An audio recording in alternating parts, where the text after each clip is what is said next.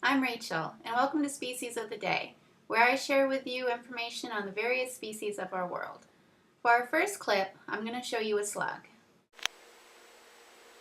So this slug that I found outside is one that was out while it was raining, and it was on the sidewalk, so I decided to bring it in on my mail to share it with you so that you can see something different. I have not seen one with stripes and spots. I've only seen them with solid yellowish, orangish color, and it is just too cute.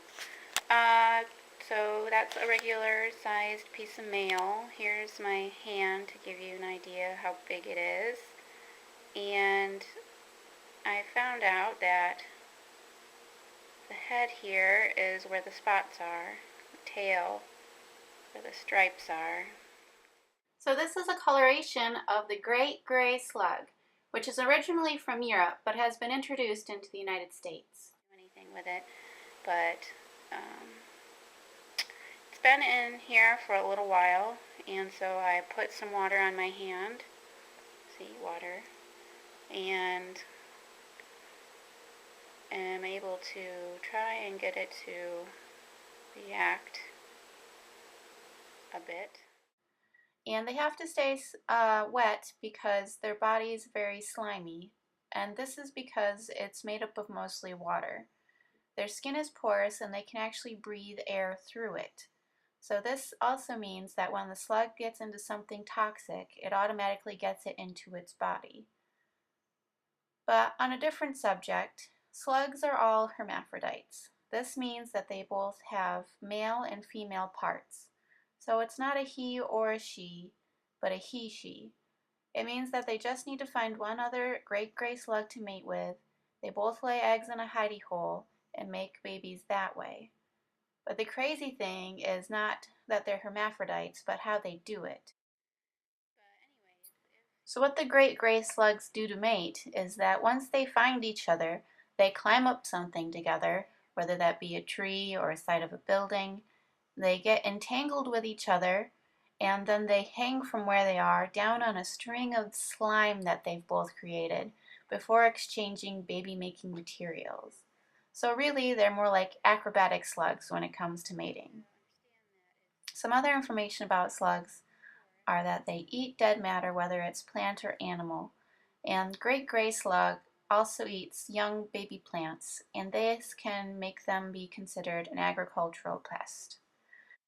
Now slugs, they can live for 2 to 3 years, and they hibernate underground during the winter. That means they just try to move themselves as deeply underground or under leaves and other material as possible. It's a part of the class Gastropoda, so we call those kinds of species gastropods, which makes it sound like they all have a lot of gas. Their pointy appendages that look like antennae are called tentacles, which can be retracted like shown here. There are 2 larger tentacles that they use to sense light, and 2 smaller that are lower than the larger ones that they use to sense smell. But this one has retracted all of them because it thinks I'm a threat to it. And try to show you the underside. There's a little bit of a wrinkling around the edge there of the tan area where you can see his muscle moving. And this tan underside here, this is the bottom side of the slug, and it's called the foot. So it's one big muscle that runs along where that tan area is, and this muscle contracts to move it at the top speed of 6 inches per hour. Yep, 6 inches per hour. That's how slow this little sucker moves.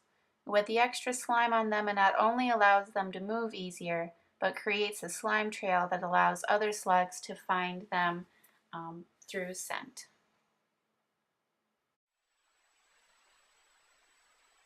So I'm going to take this slug back outside and put him in the rain.